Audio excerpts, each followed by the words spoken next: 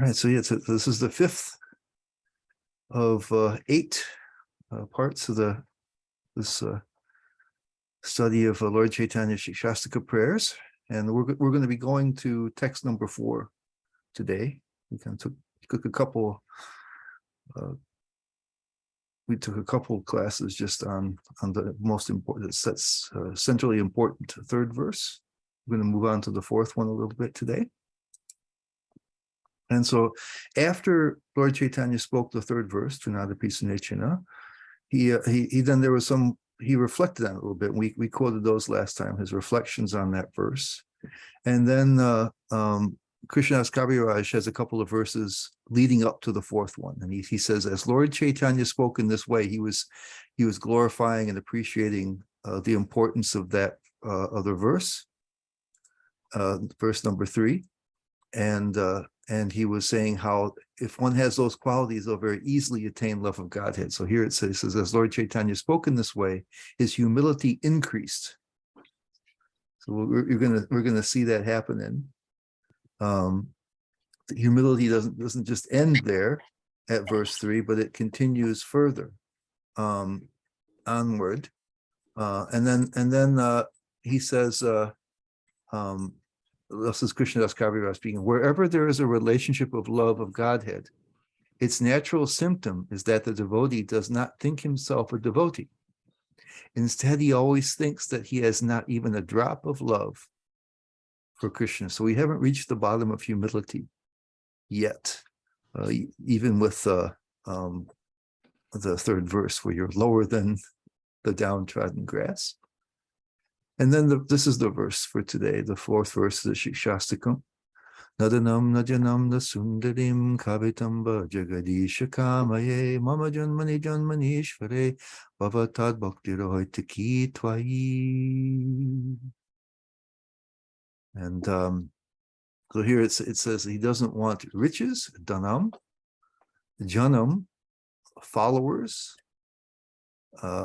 sundarim, very beautiful women, or kavitam, fruitive activities described in flowery language.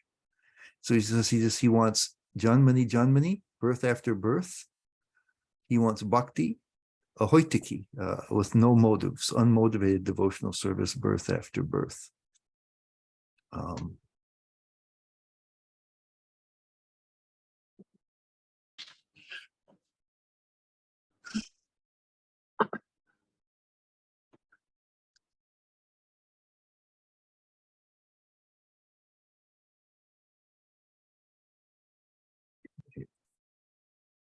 So, O Lord of the universe, I do not desire, this is the translation, I do not desire material wealth, materialistic followers, a beautiful wife, or fruitive activities described in flowery language. All I want life after life is unmotivated devotional service unto you, to you. So this, fruitive activities described in flowery language, this is like the Karma Kanda section of the Vedas. So here we're talking not about just earthly pleasures, but heavenly pleasures. Right? Not just things on this planet and in this life, but in future lives. That if you follow certain types of dharma, you can go to the planets of the devatas. You can become live on the heavenly planets and even above. So this is really excluding almost all material desires.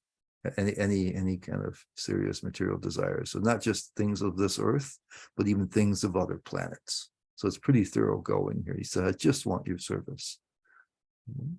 That's what Lord Chaitanya is expressing here. Actually, praying for is what Krishnadas Kaviraj is indicating from the preceding verses. So this corresponds to the stage of bhakti called ruchi, or taste. And so here we all have experienced, some level of higher taste. We talk about this a lot in Hare Krishna movement, that there's this higher taste, and we experience that. But what happens is that it's intermittent. You feel it, and then encourages you in devotional service. But then you're distracted, and it fades away, and But what happens is at the stage of Nishta, which precedes this, the contact with devotional service is constant. Right? It's the Kirtaniya Sadhari, that we're chanting all the time, or at least being connected with Krishna in some way all the time. There's remembrance of Krishna all the time. And so that allows that taste to build up and to not be connected and disconnected. And it becomes at some point a constant and very strong.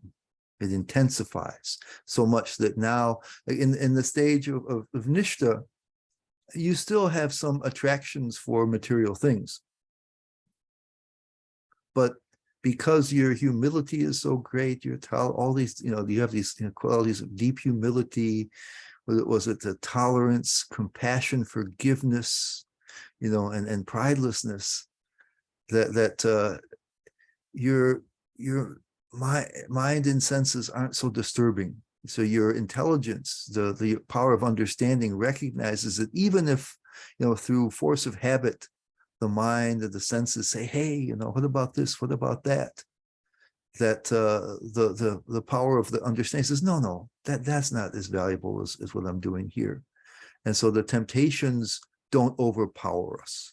In the previous stages of anishtita sadhana bhakti, the different desires and priorities took us away from Krishna. It overpowered us and couldn't help it. But in the stage of nishta, you still are attracted, but no, this is better. This is clearly better. And so they don't disturb. Here, it's very strong, where in the mood of this verse is that, I don't even want any of that stuff. What do mind and senses, why are you even talking to me about this stuff? I have no desire for it. It's not like, here's two desirable things, but one is the better. Right. In Anishta Sadhana Bhakti, we have two things, and sometimes one seems better than the other, and another seems better than the other. In Nishta, there's a clear priority. No, devotional service is better. And here it's like, I don't even want that stuff. What are you doing? Why are you even thinking of that? Why is this even coming up? I have no desire. This devotional service is just so wonderful.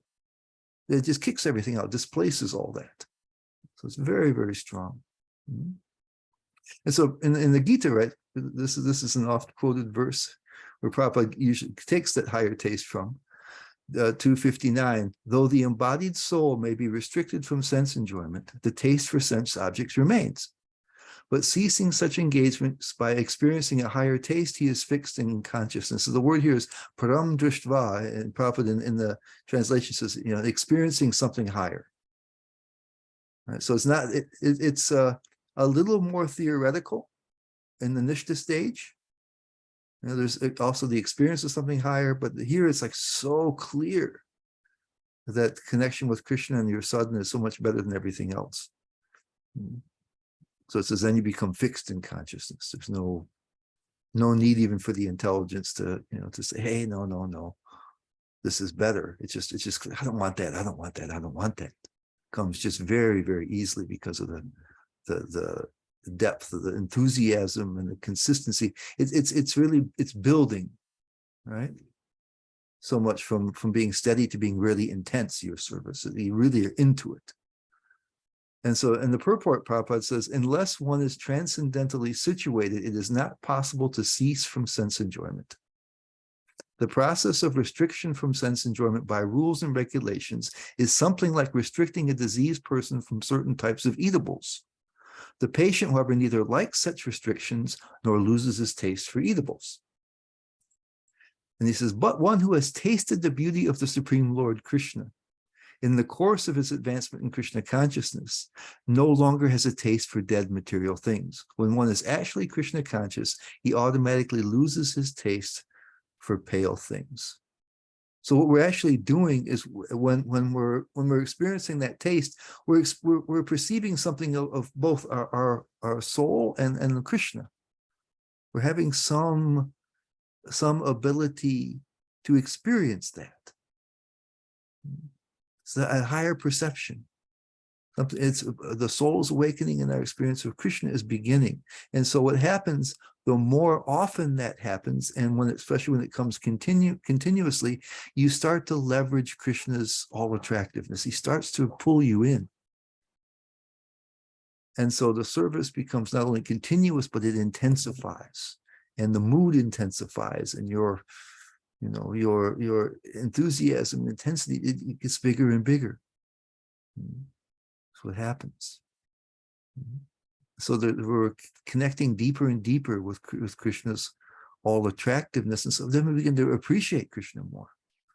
We realize a little bit more what we're dealing with. Krishna was more theoretical in previous stages, more intellectual. Now it's far from experiencing him in full, but you're beginning to get a constant, fairly powerful experience of him. And then here, also in the Gita, it talks a little bit about about especially that kavitam in this verse. Men of small knowledge are very much attached to the flowery words of the Vedas, which recommend various fruitive activities for elevation to heavenly planets, resultant good birth, power, and so forth. Being desirous of sense gratification and opulent life, they say that there is nothing more than this. And then he follows up and says, in the minds of those who are too attached to sense enjoyment and material opulence, and who are bewildered by such things, the resolute determination for devotional service for the Supreme Lord does not take place. Vyabhasa atmaka buddhi, that firm intelligence and resolution to serve. So that's why this taste that's been concentrating. See, all these stages of bhakti, they're not little distinct stages where you pop from one to the other. It's all a continuum. It's like a spectrum, and you move from one to the other. And that's what happens. And so, by the time that you reach, as anartha nivritti is happening, your service is becoming more constant. And finally, when nishta happens, then this happens, then it is constant. And then it deepens and deepens and deepens until you reach this stage of ruchi, where the taste is so powerful that you don't want anything else. This is the stage, incidentally, because some people wonder, when we perform devotional service, should we desire liberation? Because Prabhupada, tells us we should want to get out of this material world. He tells us so many times, right, that we're here suffering the fourfold miseries, the threefold miseries, right? And that we're stuck in this cycle of samsara. And so we should want to get out of this world and go to where it's, eternal, filled with knowledge and bliss. And then we hear, that the devotees, you hear in the third canto of the Bhagavatam and other places that devotees reject liberation, right? They don't want liberation because it actually says liberation without service. But so sometimes we think, well, we shouldn't desire liberation. And here at this stage of ruchi, it's possible to do that, because your connection with Krishna is so powerful that you don't care about anything else. I don't care where I am, as long as I can be connected with Krishna, this is fine. Right, in the last verse, there was tolerance. So they don't even care if it's a really pleasant circumstance or not. Being in connection with Krishna will be pleasant. It's a higher pleasure. So that's all you want. Before you reach the stage of ruchi, you kind of need that. Prabhupada gives us. We mentioned it before. He kind of gives us a sliding scale of purity in our devotion. When we don't have this kind of deep connection with Krishna, and don't even are able to serve him continuously, then sometimes we need that extra motivation. Hey, this is something really valuable. You're miserable in this life, and if we serve Krishna, we can, have a much better circumstance. We'll be serving Krishna. We understand that in the spiritual world, and so that's kind of necessary for us to be enthusiastic about our service. We need that little extra push, right? And we have so many other, and before we reach the stage of ruchi, we have even so many other material desires. What to speak of, the desire for liberation, at least, is not a material desire. It's a selfish desire, but not a material one, right? Because it's in the spiritual world. So before the stage of ruchi, there's even material desires there. as long because you can't until the false ego is gone, there won't be a complete removal of all material negativities and desires. They become more subtle, but until bhava, there'll be something. So it's here with the stage of ruchi where that makes sense, where you don't care. Any place, whatever it is, Krishna, just let me be connected with your service.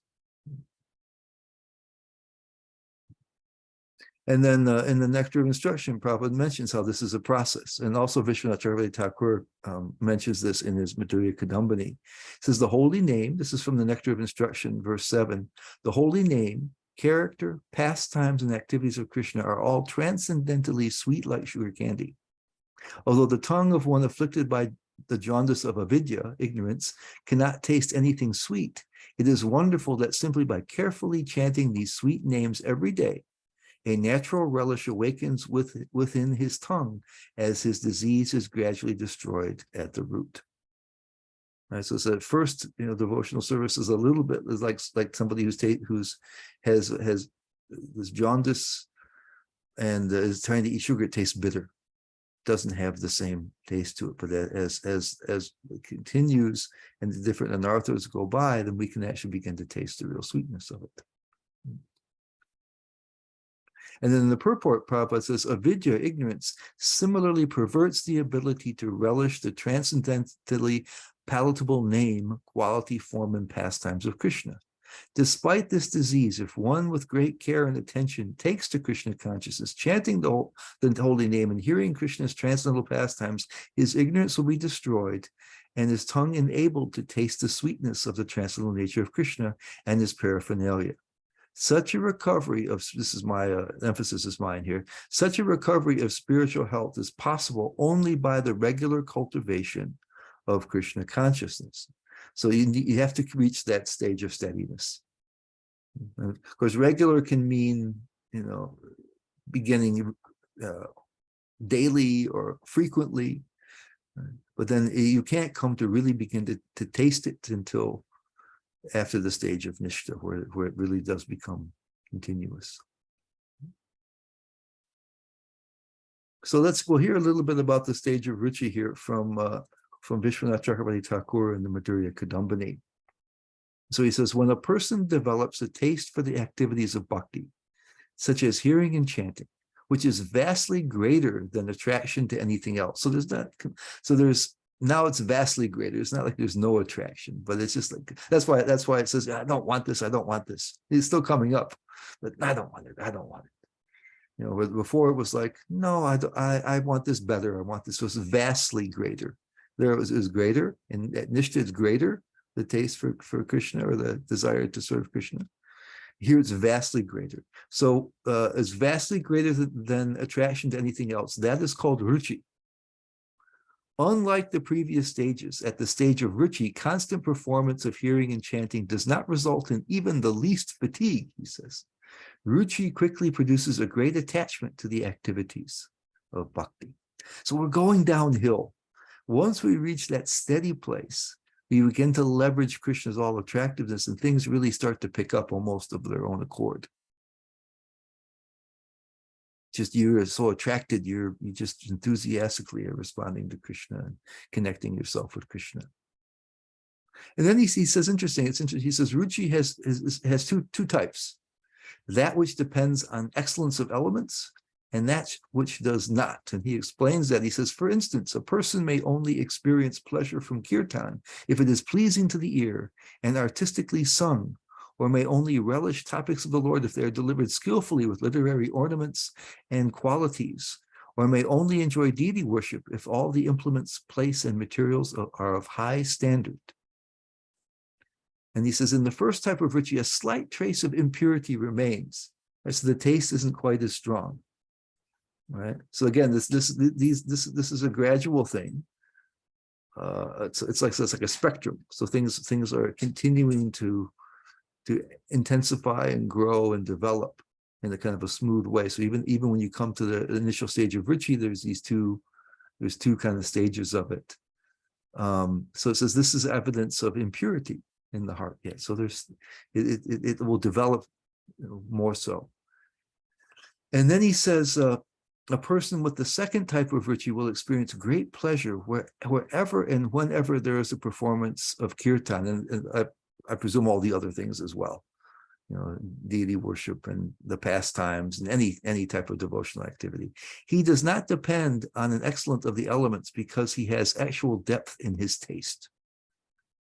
One should understand that he has no trace of impurity in his heart. So, I mean, it said Srila Bhaktisiddhanta Saraswati sometimes would have people who were not very skilled at kirtan lead kirtan to try to emphasize that this was not a question of technique or just musical pleasure. This was something connected with Krishna at a deeper level. So somebody who has this deeper level of ruchi, they have a deeper connection with Krishna. So even if the kirtan isn't so good, even if the deity worship is not so great, even if probably the prasadam is great, or the speaker is not so great. You have some people that can really narrate all the pastimes very beautifully and that kind of stuff. But that's still that's Krishna, and so it just doesn't affect them at all. They have just as much happiness either way. Mm-hmm. And then it shows how how that person thinks. He says that it's interesting. So he says, not practicing any anga of bhakti, I have simply manifested lack of energy. So deceitful I am, such is my sense of taste, that I lick up acrid tasting profane gossip like nectar and have remained apathetic to hear the names, qualities, and pastimes of the Lord. When I start to hear about the Lord, I comfortably fall asleep, and at any opportunity for vulgar discussion, I prick up my ears and become wide awake. So he says, in this way, the devotee will despair over his previous state of consciousness with a taste of disgust.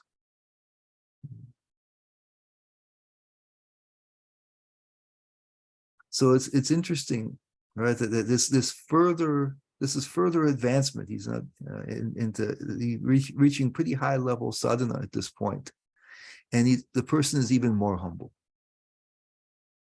They regret that it took so long to do this. That they were so foolish for so long. So they're not thinking, oh, now I'm so advanced. Now this is really happening. Now they're not thinking that way. They're becoming even more humble. All the different shrinking of the ego, shrinking of avidya, of ignorance and knowledge, now and being replaced by knowledge, having pride being replaced by humility, and the false ego and the hardness going down, and the false ego going down continues.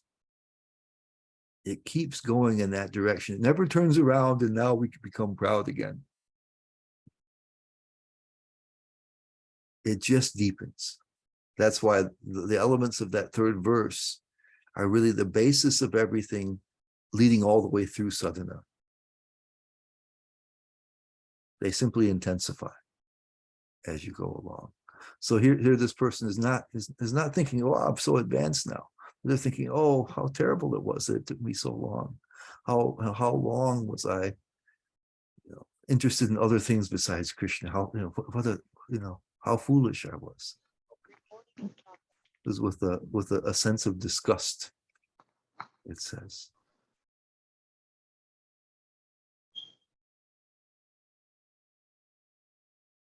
So, okay.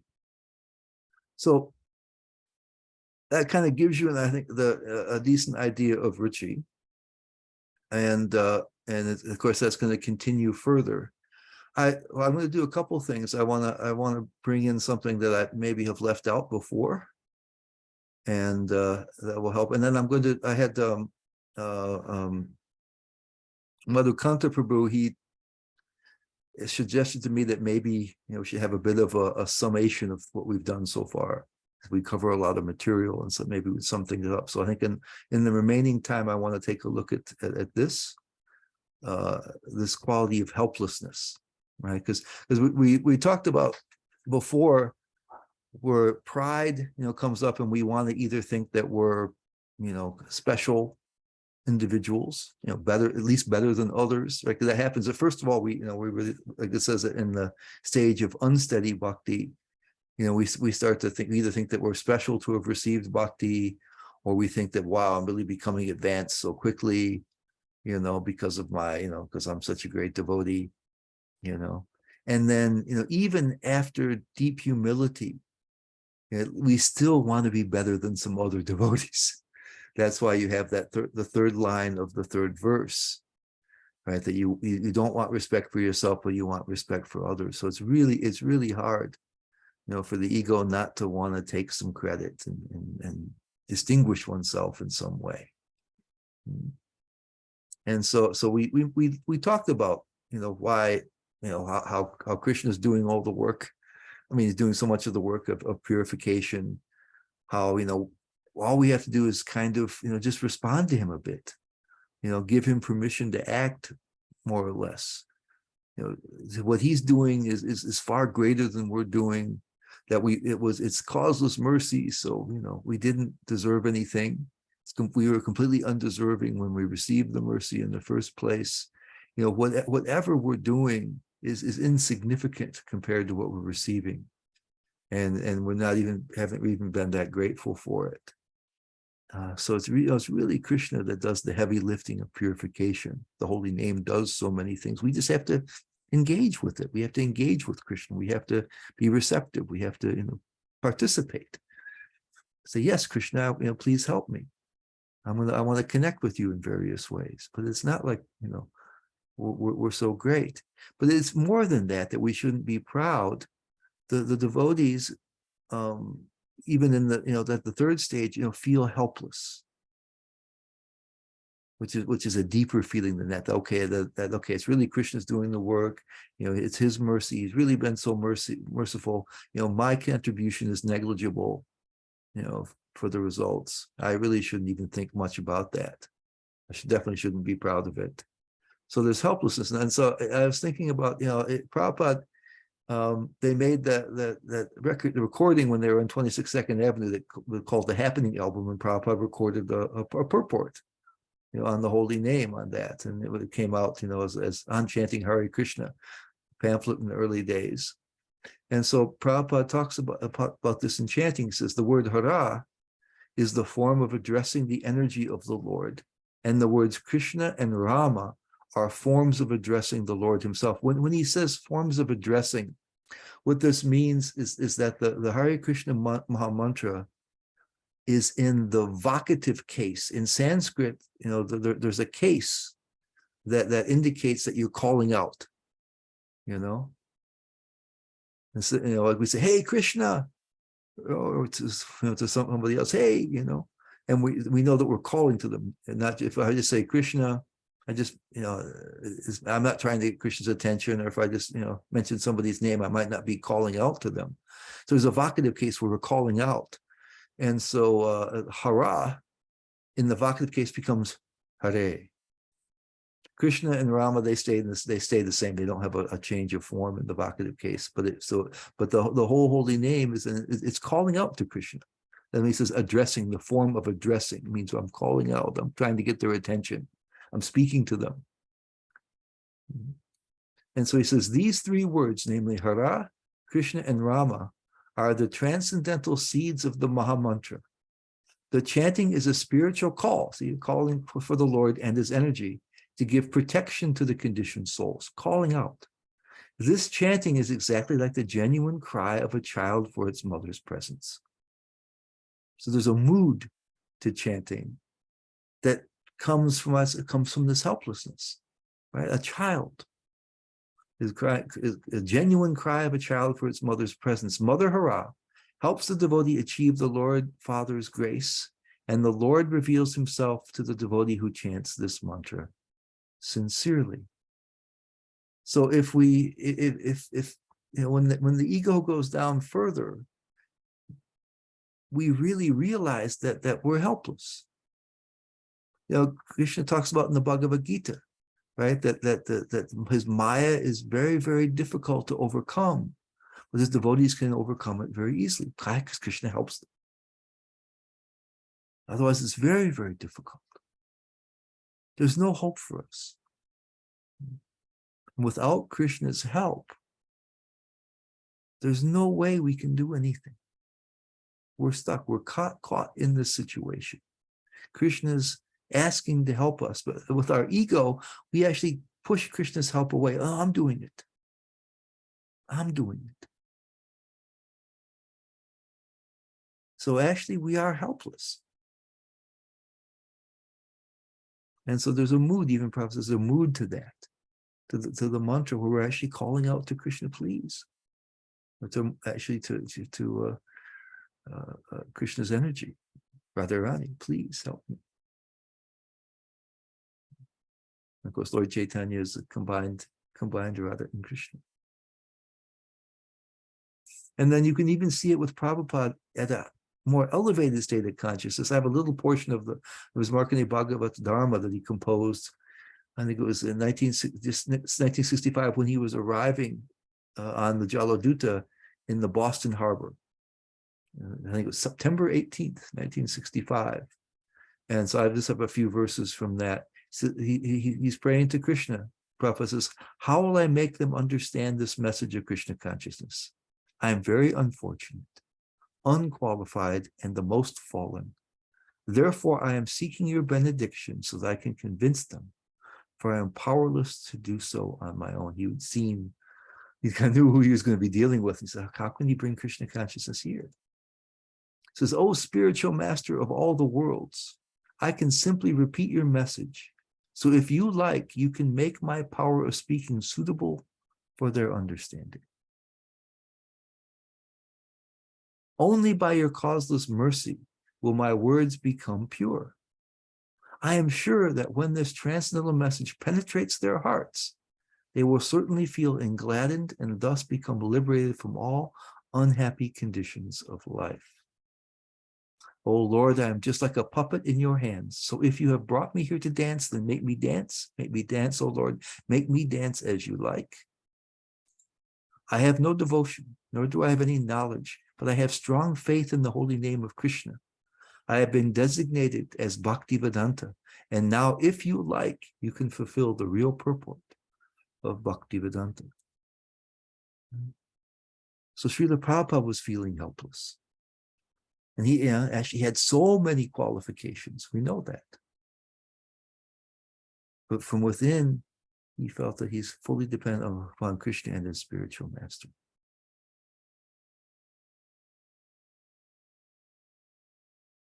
See, the false ego, Bhakti Tirtha Maharaj says, ego is edging God out, doesn't give any room for Krishna in your life.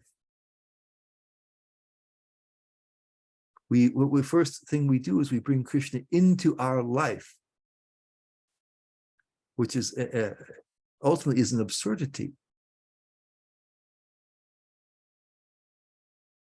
Because all the living beings are a little tiny part of Krishna. He's created all the universes. My life is a tiny little part of Krishna. How do we bring him into our life? It's a huge act of ego. It's amazing how powerful the ego is. And we think it's natural, right? I mean, and that's all we can do. We come in contact with Krishna. Okay, maybe he'll be useful. Bring him on in.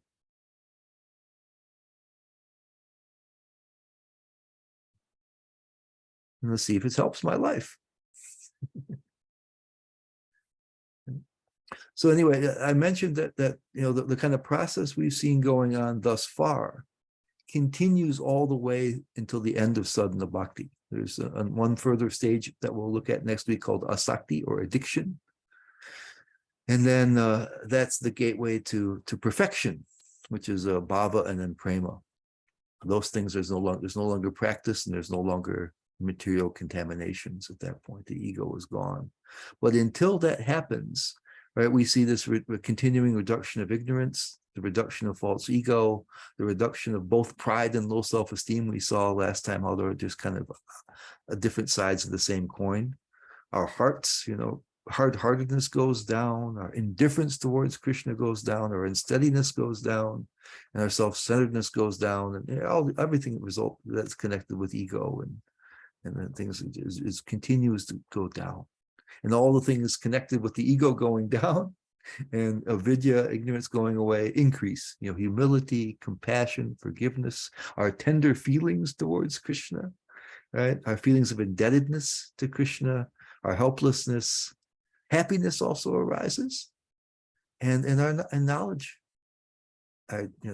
including this perception of this higher taste perception of Krishna, increase. Each stage, as these the ones are reducing, and the other ones are increasing, and that's what's carrying us from one stage to another, gradually, step by step. That's what's happening. So let's take a little look, kind of what we've done so far, especially from the second verse on. Okay, and kind of try to go over that, and because this is the path that we want to try to take if we want to reach these higher levels of sadhana, and have a chance at the sadhya, or the perfection. So usually people report that they get a taste, or the higher taste means something to people right away. The taste, even if they taste prasadam. Or I had one person, I met the devotees when I was going to college at the University of Michigan, and I had a friend of mine who was at that time was deeply under the control of alcoholism. He was really struggling with that, and but he knew I was going to the little preaching center there for the Sunday feast, and so he wanted to come along. So I took him, and he sat there, he chanted and listened to the lecture, and then the prasadam came out, and he was eating and obviously enjoying it, and he just kind of leaned over to me and kind of whispered. He says, "I swear they put something in this food."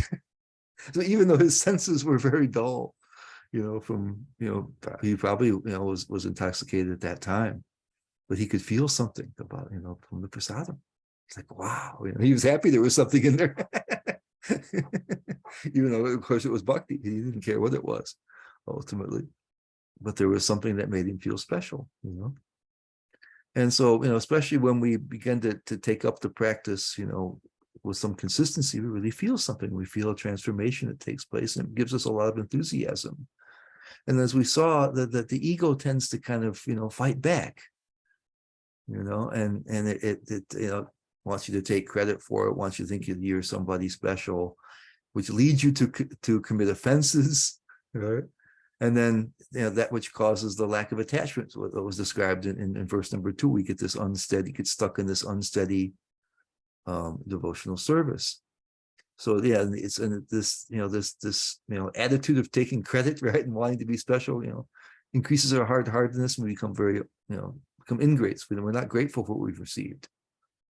Yeah, Krishna, gave us the Maha Mantra. That was nice of him, but now I'm doing it. I'm doing my devotional service and causing my advancement. And of course, actually, you're getting stuck with that attitude. As soon as the attitude comes up, you're not advancing, you're getting stuck. It's an oxymoron.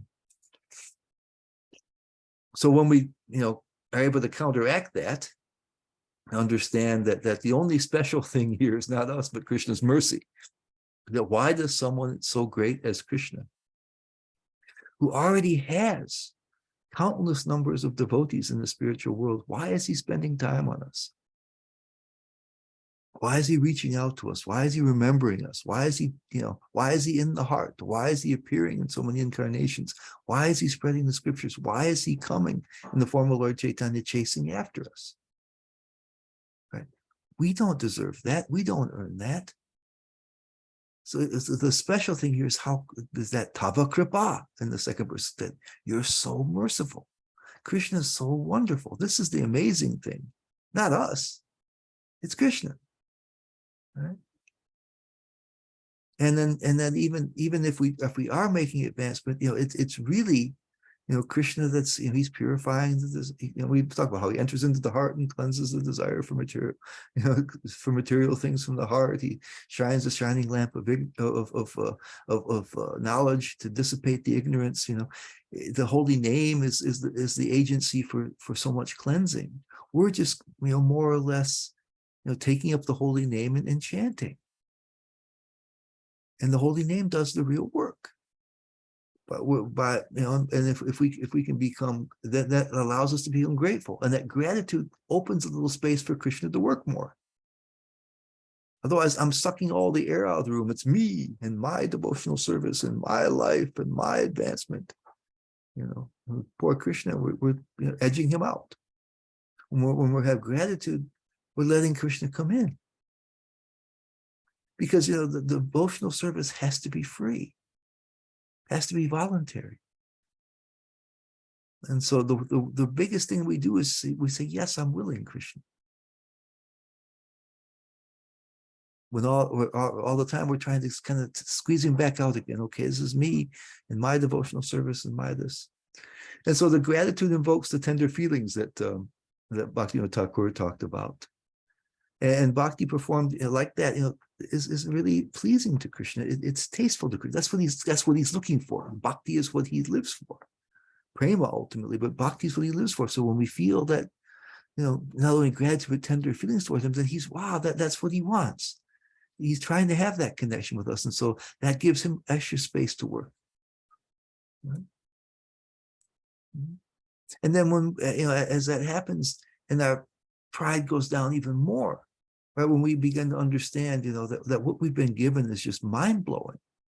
This opportunity to be with Krishna in the spiritual world.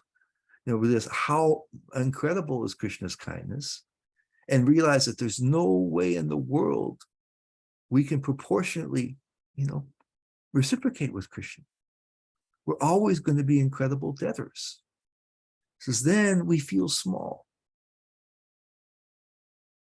Right? When we receive something of tremendous magnitude that we can't deserve and we can't repay, it makes you feel very happily small. And so it turns into humility. Right? And that gives more space for Krishna to act and to come into our lives. And it's more tasteful to Krishna. Right? It opens the space for Krishna. Right? Krishna becomes not just a little part of our lives, but becomes a bigger part. In the next verse, the devotee begs to be a little part of Krishna's life. That's the reality. Okay, but here we're letting Krishna have a little bit more space in our life. Mm-hmm. And then when that turns into helplessness, a feeling of helplessness. And I realize how much it is about Krishna's mercy, how much it is about, his kindness, that, basically I'm just calling out to him by my service to please, help me. I'm stuck in this world. I'm stuck in Maya. I don't have the capacity to overcome it. I'm inviting you, please, to help. I'm begging you to help me. And then you can feel, lower than the grass. The humility intensifies very deeply. And then all the different qualities that happen from being, lower than the downtrodden grass. And then you have the problem with having problems come up, right? Tolerance, right? Because it's one thing to allow Krishna in your life as long as he's smoothing the path and everything happens nicely. Your life is still in good. Your material life is still in good condition. But what happens then when things happen that you don't want to happen? When there's reversals, when there's difficulties, when there's problems, do you fire Krishna at that point? Hey, Krishna, you're not doing your job. All these problems, or I have to go take shelter of something else because you're not doing your job. Do you fire that guy? Right, and so if we realize that Krishna is trying to help us, that all of his actions are beneficial, even if he brings to us some trouble. Maybe even especially if he brings us some trouble. And we have faith in his good intentions. We have faith in his ability to protect us. And we'll accept that, yes, there are parts, I have attachments, my ego is still causing me trouble even at this stage. And the only way I can get through that is to let Krishna bring me some trouble. That's what he says, right? He sees people want to advance, but they have so many attachments, he takes some of those things away. And so those things can be materially unpleasant. So this is the tolerance part comes. So can we open our heart to Krishna, that Krishna, this is my my desire. We'll stop pretty quickly and take questions at the end, Sachinda Prabhu. And so that's the tolerance, right? And then as our tender feelings for Krishna deepen, then we can have compassion for others, right? And compassion is a necessary precursor to forgiveness, right? Because if we don't have tolerance, then somebody does something to us, oh, we'll just despise them, But if we realize, oh, this is coming somehow also from Krishna, and it's helpful, and people have great value because they're connected with Krishna, right? Then we can open the path to forgiving people when they do us harm. The forgiveness opens the way for further reduction of pride, right? Because there's a further one, because we still, even after that, we still want to be a little better than some people, be better than others.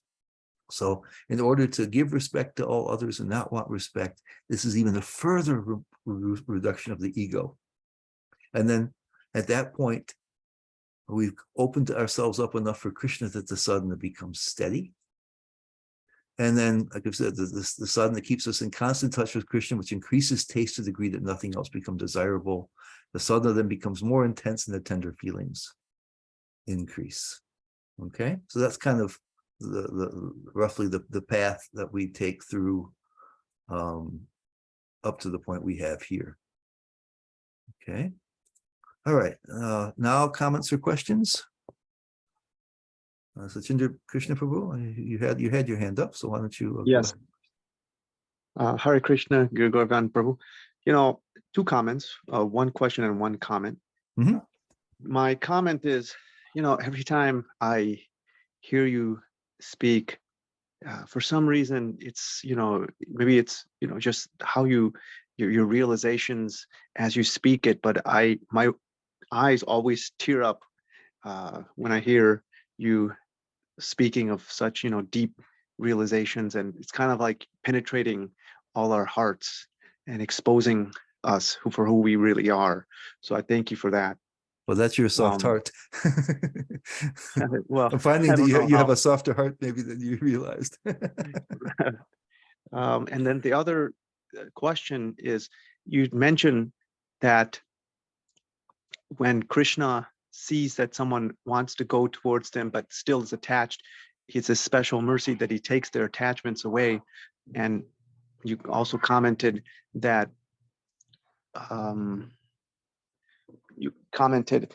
when difficulties come in a person's life, if everything's going great, you're happy with Krishna, but when difficulties come or reversals come, that's the true test. How do we know how we're going to react before they happen? Is there a way to know? Because things are going well materially, family is healthy, and you're doing some devotional service, but do we have to wait till that test comes, or will Krishna give us that test? Or how do we ascertain how we're going to react? Because we don't want to react the wrong way. Well, oftentimes we're going to react the wrong way and do it many times. But then what we have to do is to collect ourselves and realize, wait, I'm reacting the wrong way, and bring ourselves back into the proper consciousness. So the knee-jerk reaction almost is always going to be, hopefully we don't I exaggerate because we don't want to fire that guy. Krishna, you're watching my life, you're fired. But we might be hurt by Krishna. We might be angry with Krishna. We might be, disappointed. We might have a crisis of faith.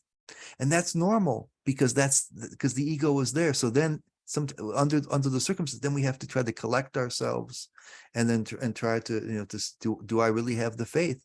And we probably find that we do have the faith to try to deal with it in a different way. In the same way with all those other things, when it comes to forgiveness and compassion, and then, giving respect and not wanting respect, all these interactions are going to poke us right in the false ego. And usually when that happens, we complain and we overreact. Of course, when that happens a few times, right, then we have a tendency to come back to our senses sooner. And then hopefully, there's only large pokes of the ego that gives us that reaction, so we get better and better. It's practice. It's a lot of practice. And so Prabhupada mentioned in the what is it, the what was that, the book with all the about the rainy season in the 10th canto, with all the artwork, but he said that Light of Bhagavata. yeah, we said he said that failure can be the pillars of success, and so we're going to fail a lot of times, because that's we're not, when everything is going smoothly, we're not aware of our ego seems nice, right? We don't seem to see all of our defects, but when we get poked in the sensitive places, there it is. And so we're going to react badly, and we're going to react badly repeatedly, but then we have to try to, again, recognize it for what it is and begin to do better with it. So it's not something we can just do. Let's wave our magic wand and say, okay, now I understand this, it's going to be fine. It's a real process, step by step by step. Thank you. Mahamantra, your hand is up. Yes, Prabhu. Actually, when you're explaining, in the beginning, when we get the holy name, we see some transformation, our enthusiasm increases and all. But at the same time, my pride also increased, exactly how you shared. That's how it goes. Now I am chanting, and I'm chanting with many Westerners and all that. Yeah.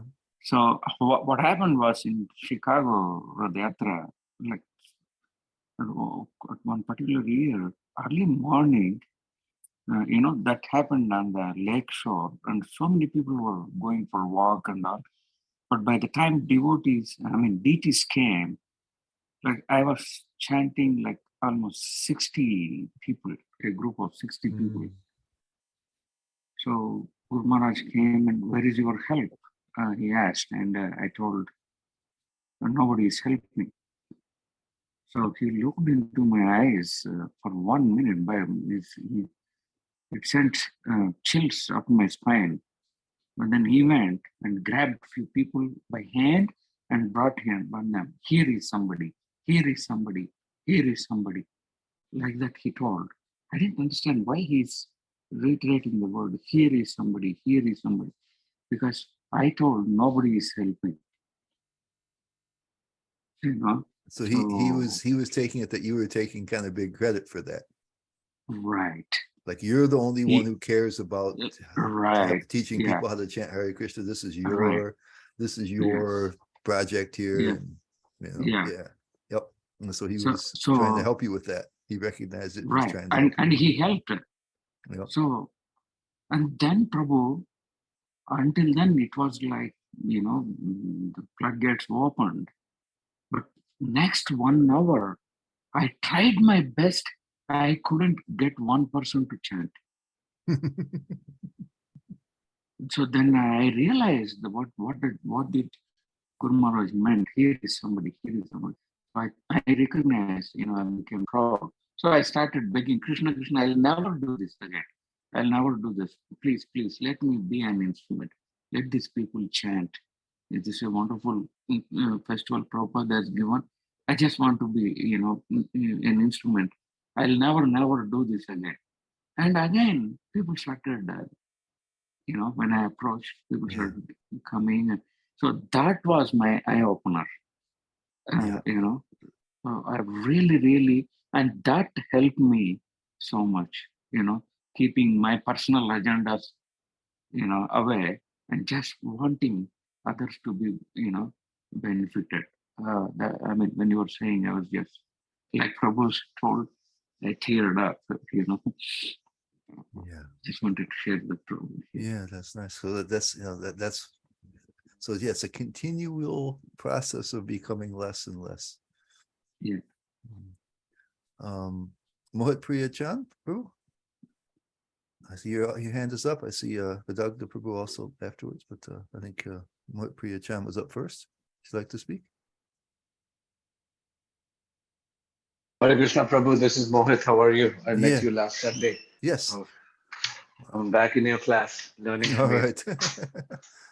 Prabhu, A question like, we talked about chanting, we talked about bhakti, we talked about seva. Does Krishna, do we have to be initiated in this path, or can we still proceed in this path following all the principles, chanting and doing the seva? Because I hear different people with different thoughts. Mhm. Some say yes, you have to be initiated. Some say, so I'm confused over there. Well, what I don't like is when people push people to become initiated. Okay, so I understand. if somebody is connected with Krishna, they're connecting with Krishna, they're making progress. What Correct. initiation means, initiation means a beginning, but the beginning is a beginning of committed practice. So we mentioned there's the different stages, right? There's Shraddha, where it begins, you get some faith, you associate with devotees, and you begin to do something, right? You take up some of the practice or all of the practice.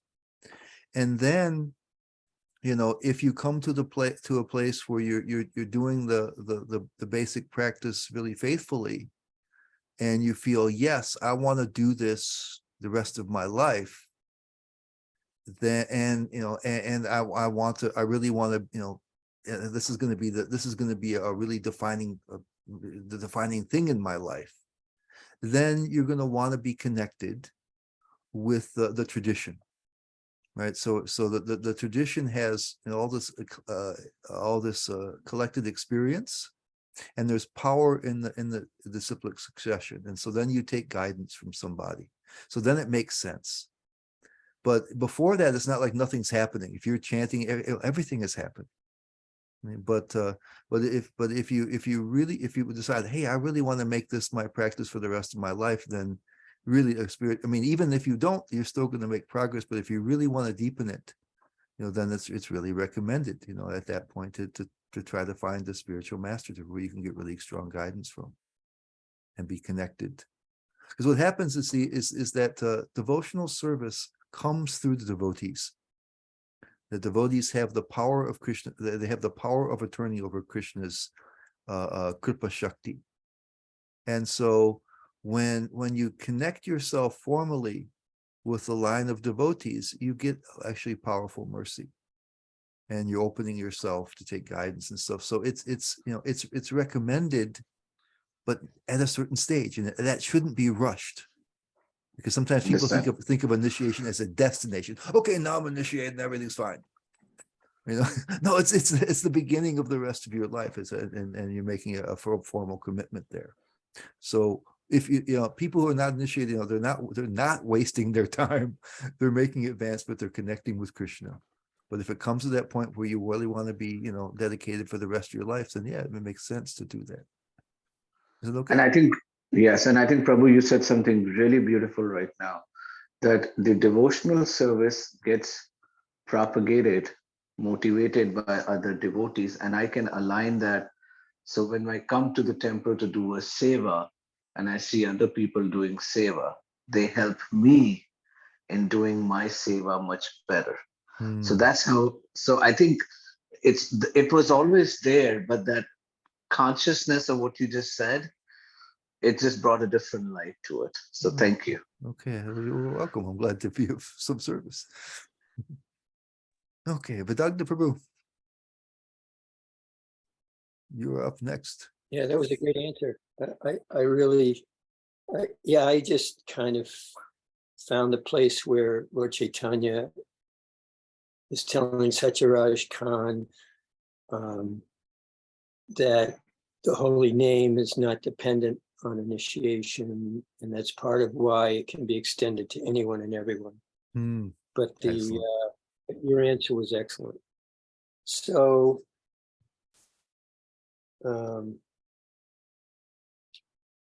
Madhukanta, I have to give him credit for this. He found this, and he sent it to me one day. I mentioned it in the morning class, but you went over the Maha Mantra and how that's an appeal to Krishna, the evocative Hare, "Oh Krishna, oh energy of Krishna, please engage me in your service." That's one of the explanations of what this mantra means. But Right. there was another time where Prabhupada shortened it to 3 words: Mm. "Please accept me." Yeah. Yeah. Like that, because it's up to him, whether he does that or not. And it's Yeah. not, he has to make that decision. Yeah. And I remember I did something or said something. Anyway, Srila Maharaj wasn't very happy with me at some point. And he said, "Foolish attempt." And thinking back on it, it's thinking you can do, like you were saying in the class, that somehow we can do this, but not really. It's Krishna. He's and Guru. If you don't have the backing of Guru, Sadhu Shastri, but Guru and Krishna, where are you going to go?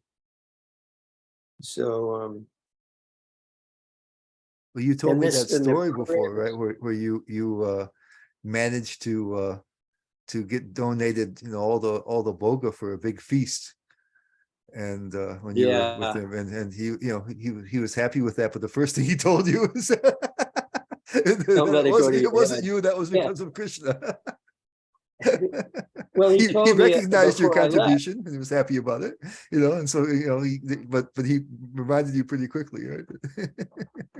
Don't get proud now. Don't get proud. That was There's a a good thing. verse in the second, right? There's a verse in 2nd chapter Bhagavad Gita where you have a right to act. Your duty is to try, but the result is up to Krishna. That's right. Yeah, you don't deserve the results. Yeah. Right. Yeah, exactly. So yeah, so the first thing, because I had some unprecedented success, I went to a grain merchant and got the whole feast for the mat.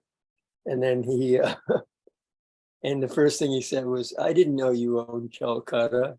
And he said, "I heard there's a big feast headed this way, and it's starting in somebody donated the gore, 20 kgs of gore or something, starting with the sweet." But then he says, "But don't get a big head. You tried, and Krishna reciprocated. That's all it is. It's Yeah. Krishna."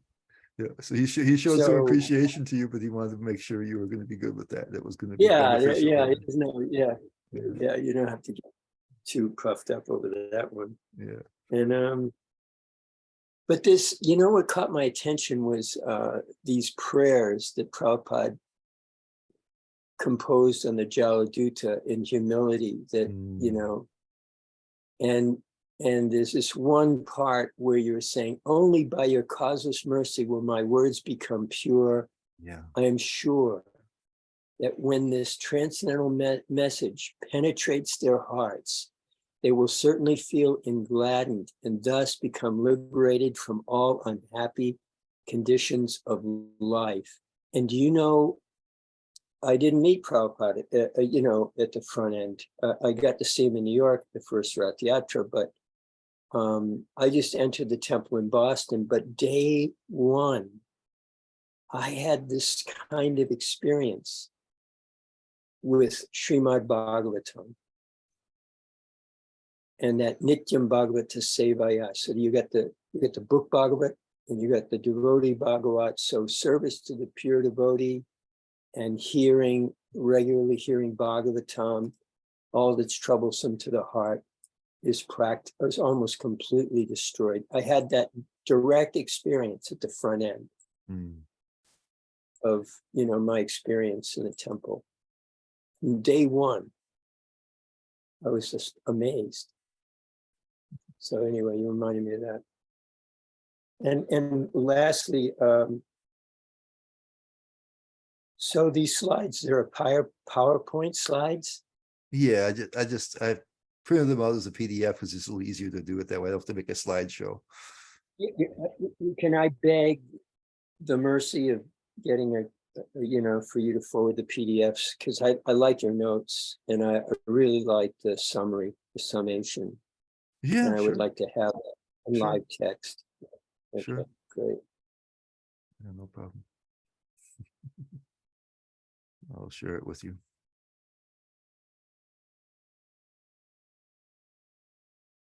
Right. Anything else? Anybody else? We'll past our time.